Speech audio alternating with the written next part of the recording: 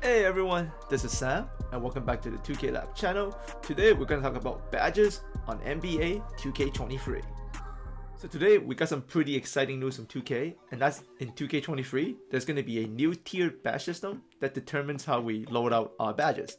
And we'll break this all down in detail for you in this video because there are a lot of major changes within this new system that is aimed to improve and balance the game. And please feel free to leave a comment on the topic we're discussing today so that we can use it as feedback to help improve the game. And at the same time, if you leave a really good comment, we can use it and have you featured in future 2K Lab videos. So in regards to badge loadout in next gen 2K22, the system was pretty basic. We were allowed to spend badge points pretty freely as we see fit. So initially the system sounded pretty good because we can select any combo of badges we want. Unfortunately though, because some Hall of Fame badges were so much better than any of the other badges out there, what ended up happening in this system is that it rewarded a user for stacking the same Hall of Fame badges across most builds. The system also kind of encouraged players to find some of the best value badges out there and get those on bronze so they can save as many points as possible to stack up the Hall of Fame badges. So essentially in last year's game, everyone pretty much gravitated towards the same badges over and over again. But with 2K23 though, this kind of free-for-all badge loadout approach is gone. The game now is much more skill tree based in terms of the loadout. 2K aimed to achieve this by, for the first time ever really, giving the same amount of badges per category.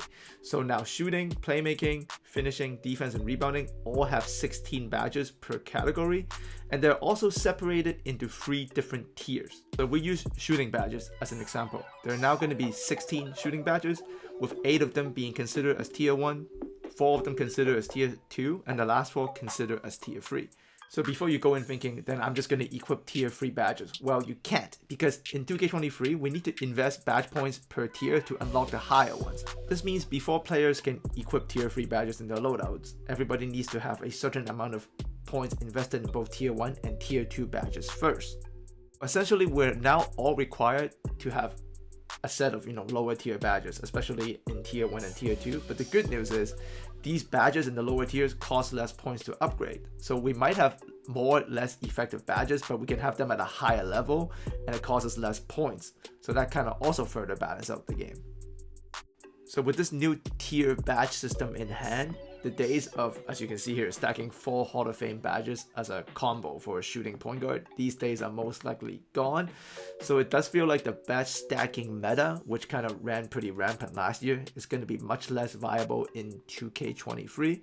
So let us know if you feel good about that, or maybe you'll miss the old system. So leave a comment.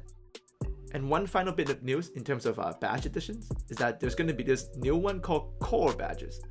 So according to 2K, each player build is going to get 4 specific core badges per category, and these badges cost us no points to equip, but it does require you to fulfill a challenge before you can unlock it. So you'll get one for shooting, playmaking, defense, rebounding, and finishing. So this is kind of like another way where 2K is trying to balance out the badge game and at the same time also make sure position and builds play a certain style. So overall, definitely leave a comment. Let us know how you feel about the new badge system, especially with the loadouts and the core badges. And if you enjoyed the video, please like and subscribe, and make sure you stick with us for way more 2K23 coverage in terms of detailed breakdowns of gameplay mechanics, badges, jumpers, and all that good stuff. Alright, as always, really appreciate you guys. Thanks for coming by, and we'll speak to all of you again very soon.